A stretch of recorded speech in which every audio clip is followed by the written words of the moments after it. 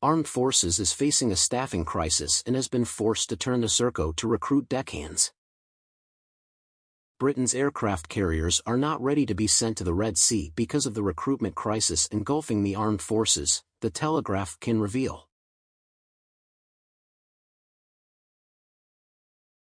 It comes as Britain and the US launched airstrikes on Thursday night against Houthi rebels over their attacks on cargo ships in the Red Sea, with Rishi Sunak warning it would continue to take action if the Iranian-backed rebels did not de-escalate.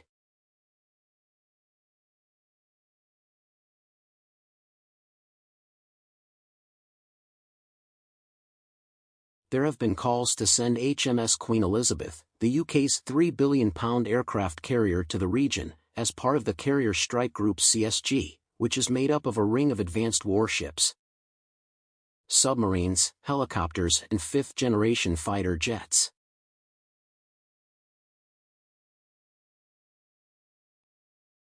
Citing from the Telegraph website, that RFA Fort Victoria is the only solid support ship capable of providing the CSG with the amount of ammunition, aircraft, spare equipment and food required for a full deployment, is unable to sail owing to a lack of sailors.